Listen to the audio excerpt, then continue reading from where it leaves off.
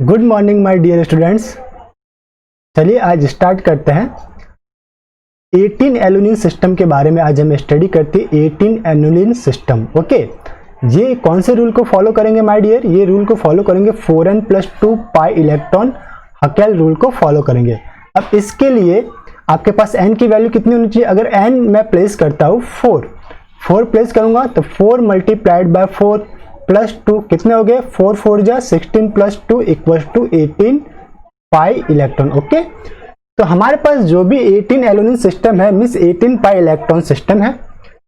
18 pi electron conjugation के अंदर, और ये किस टाइप से मॉलिक्यूल रहता है? इस टाइप से दिस मॉलिक्यूल एग्जिस्ट करता है। ये आपको ड्रॉ करना रहता है।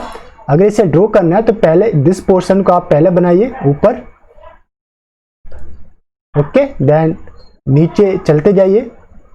ये पार्ट जितना ऊपर बना है वही पार्ट आप नीचे की ओर ड्रॉ कर लीजिए, दिस जो मैं हाईलाइट कर रहा हूं, दिस वन। एंड देन फिर आप लेफ्ट और राइट का पोर्शन बना सकते हैं, तो आपको इजी रहेगा। सपोज कीजिए मैं रेड से बना देता हूं। ये जो पोर्शन है लेफ्ट का, और ये पोर्शन मेरा राइट का। ठीक है, तो ऊपर वाला पार्ट पहले बनाइए, फिर नीचे वाला, फिर राइट वाले से जोड़िए, फिर लेफ्ट वाले से जोड़ दीजिए, बन जाएगा आपको। अब इसमें 18 एनुलिन सिस्टम के अंदर 12 प्रोटॉन्स आउटर रहते हैं, 6 प्रोटॉन इनर रहते हैं। ठीक, तो आउटर प्रोटॉन को मैंने शो किया है H0 से, या HO यानी आउटर, और इनर प्रोटॉन को मैंने एक रिंग के अंदर रखा है, पिंक कलर की रिंग है, और उसे मैंने रिप्रेजेंट किया HI से। आउटर प्रोटॉन कितने? 12 और इनर प्रोटॉन है 6। 12 प्लस 6 18 हो गए। ये तो प्रोटॉन की बात हुई, बट 18 नाम क्यों पड़ा? क्योंकि इसके अंदर 18 कॉन्जुगेटेड पाई इलेक्ट्रॉन है, इसलिए इस एनुलिन सिस्टम को 18 एनुलिन सिस्टम कहते हैं। तो देखिए, अगर 18 एनुलिन सिस्टम में इलेक्ट्रॉन डीलोकलाइज्ड है तो वो सिस्टम कैसे कहलाएगा? एरोमेटिक। अगर कहीं पे भी या किसी और 18 पाई इलेक्ट्रॉन कंटेनिंग मॉलिक्यूल में इलेक्ट्रॉन अगर नॉन डीलोकलाइज्ड है या कॉन्जुगेशन ब्रेक हो रहा है तो उस सिस्टम को हम कहेंगे नॉन एरोमेटिक। बट कभी भी 18 pi electron containing molecule anti aromatic नहीं हो सकता। ओके, अब देखिए इस सिस्टम की बात करते हैं पर्टिकुलर। इसके अंदर टोटल पाई इलेक्ट्रॉन कितने? 18 पाई इलेक्ट्रॉन कॉन्जुगेटेड है। ओके, सारे के सारे कॉन्जुगेट होंगे। मैं आपको एक बार रिहर्सल करवा देता हूँ। दिस बॉन्ड हेयर, ये शिफ्ट होगा, ये यहाँ पे शिफ्ट होगा, ये यहाँ शिफ्ट होगा, ये यहाँ पे शिफ्ट होगा, दिस यहाँ पे, ये आपका यहाँ पे शिफ्ट होगा, ये यहाँ पे शिफ्ट, ये आपका यहाँ पे, और दिस वन यहाँ पे। ठीक है, तो ये पूरा का पूरा एक कॉन्जुगेशन हमको देखने को मिल गया। तो ये कॉन्जुगेटेड भी है, फिर प्लानर भी है आपके पास। क्या है? प्लानर है, फ्लैटेड रहता है, फॉलो 4n+2 हुकेल रूल को फॉलो करता है। तो सिस्टम क्या रहेगा आपका? एरोमेटिक सिस्टम कहलाएगा। तो ये ओवरऑल क्या था? 18 एनुलिन सिस्टम था। अब 18 एनुलिन सिस्टम के अंदर जो मोस्ट इंपॉर्टेंट क्वेश्चन आता है वो इसके प्रोटॉन से रिलेटेड रहता है, प्रोटॉन NMR से। देख लेते हैं। यहाँ पे देखिए क्या है जो सिस्टम में बता रहा था आपको, कि यहाँ पे जो 6 HI यानी इनर प्रोटॉन है वो एग्जिस्ट करते हैं शिल्डेड रीजन में। जैसे कि मैंने आपको बताया था, कोई भी एरोमेटिक सिस्टम उसका जो इनर पोर्शन रहता है वो रहता है शिल्डेड प्रोटॉन, यानी वहां पे पैरामैग्नेटिक रिंग करंट प्रेजेंट रहता है। तो 6 इनर प्रोटॉन शिल्डेड रीजन में रहता है, और इसकी NMR वैल्यू बहुत ही, यानी ये जो शिल्डिंग भी है बहुत ज्यादा शिल्डिंग होती है, इससे इसकी NMR वैल्यू नेगेटिव पोर्शन में आपको देखने को मिलती है। कितनी देखने को मिलती है? -7 to -8 ppm तक NMR वैल्यू देखने को मिलती है। तो बहुत इंपॉर्टेंट पॉइंट है ये। सेकंड पॉइंट जो है मैं हाईलाइट कर रहा हूं ग्रीन से, जो इसके आउटर 12 प्रोटॉन्स है वो आपका रहेंगे शिल्डेड रीजन के अंदर। और शिल्डेड रीजन एरोमेटिक सिस्टम का शिल्डेड रीजन आपको जो डेल्टा वैल्यू देगा वो डाउन फील्ड में देगा। उसकी वैल्यू कितनी होगी? 7 to 8 ppm के बीच में होगी। तो ये आपकी रहेगी 7 to 8 ppm के बीच में। कई बार ये पूछा जाता है कि 18 एनुलिन सिस्टम में एरोमेटिक प्रोटॉन्स कितने होते हैं? तो वो रहेगा आपका 12 प्रोटॉन होते हैं। एंटी एरोमेटिक प्रोटॉन्स कितने रहते हैं? तो 6 प्रोटॉन। आउटर प्रोटॉन कितने रहते हैं? 12। इनर प्रोटॉन कितने रहते हैं? 6। आउटर प्रोटॉन की डेल्टा वैल्यू कितनी आती है? तो 7 to 8 ppm के बीच में आते हैं। इनर प्रोटॉन की डेल्टा वैल्यू कितनी आती है? तो -7 to -8 या नेगेटिव साइड के अंदर इसकी प्रोटॉन की डेल्टा वैल्यूज आती है। तो ये सारे पॉइंट किसी भी टाइप से पूछ सकता है।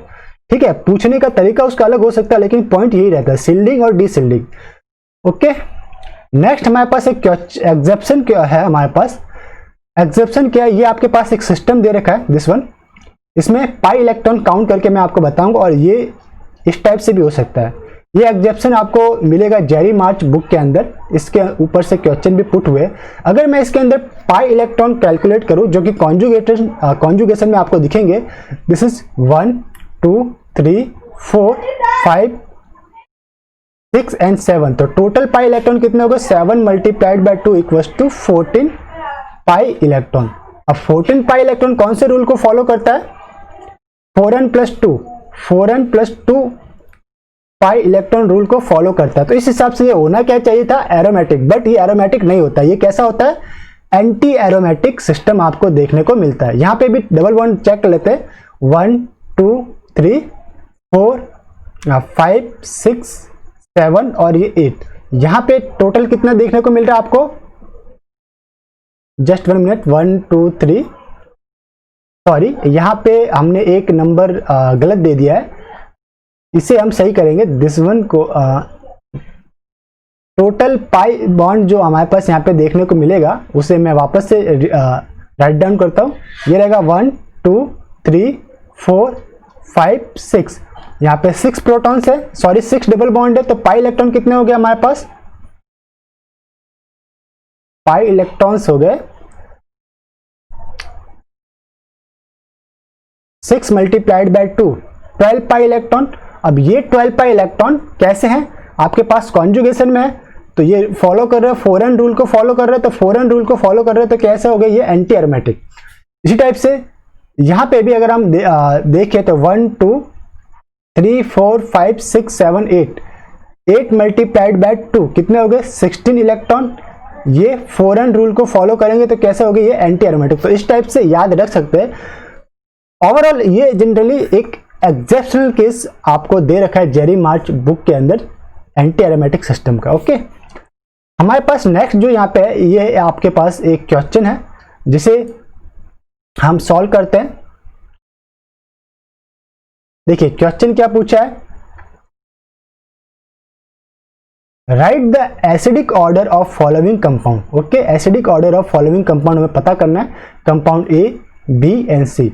ए क्या आपके पास साइक्लोपेंटाडाइन, बी क्या आपके पास 2 रिंग है, एक 6 मेंबर एक 5 मेंबर आपस में फ्यूज्ड है, सी 3 रिंग है आपस में फ्यूज्ड है।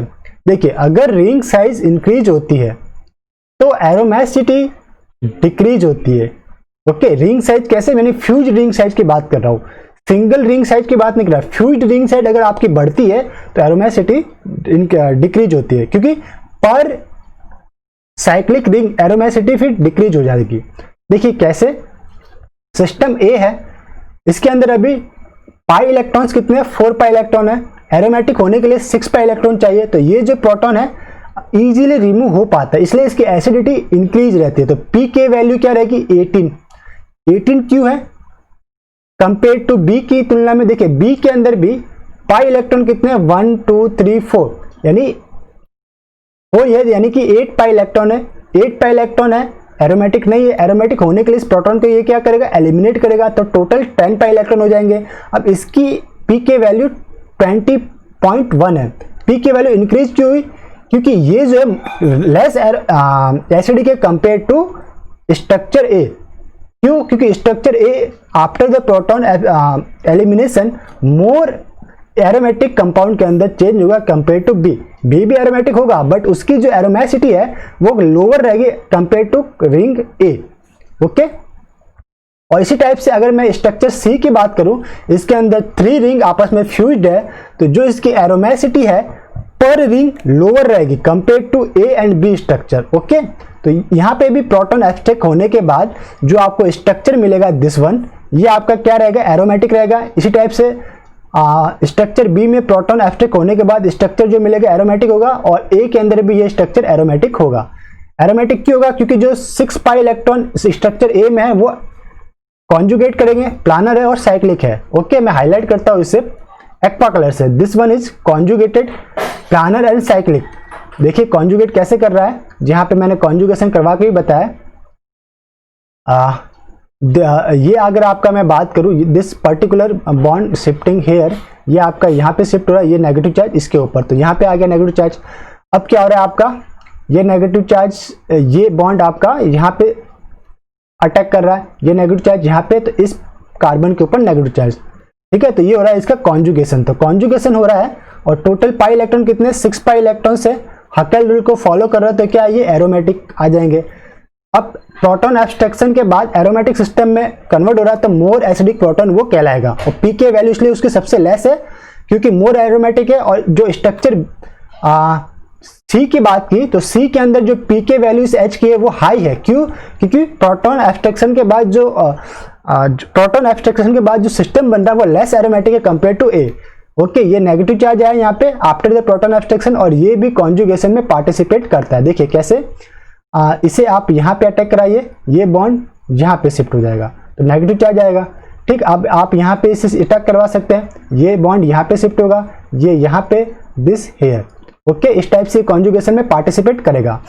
तो कंसेप्ट क्या था ओवरऑल, देखिए कंसेप्ट यहाँ पे है कि single aromatic ring is more aromatic than double and triple ring. इसलिए जो स्ट्रक्चर ए है वो after the proton abstraction more aromatic system में कन्वर्ट होता है, इसलिए उसकी प्रोटॉन की एसिडिटी हाई रहती है, पी के वैल्यू लो रहता है। P K value check in 2 solvent, DMSO और वाटर के अंदर से चेक करते हैं। ये थोड़ा सा जनरल नॉलेज के लिए आपको याद होना चाहिए कि पी के वैल्यू कौन से सॉल्वेंट में चेकअप करते हैं, तो डीएमएसओ और वाटर में। और एसिडिटी ऑर्डर क्या रहेगी, यानी स्ट्रक्चर ए के प्रोटॉन की एसिडिटी हाई रहेगी, उसके बाद बी और उसके बाद सी, ये रहेगा आपका आंसर। ओके, तो इस लेक्चर को हम यहीं पे स्टॉप करते हैं। इस पर्टिकुलर लेक्चर के अंदर हमने 18 इलेक्ट्रॉन एनुलिन सिस्टम के बारे में डिटेल स्टडी की और एक क्वेश्चन को सॉल्व किया जो कि एग्जाम के लिए इंपॉर्टेंट था। तो मिलते हैं नेक्स्ट लेक्चर के अंदर, तब तक के लिए हैव अ नाइस डे। खुश रहिए, मुस्कुराते रहिए। Once again have a nice day.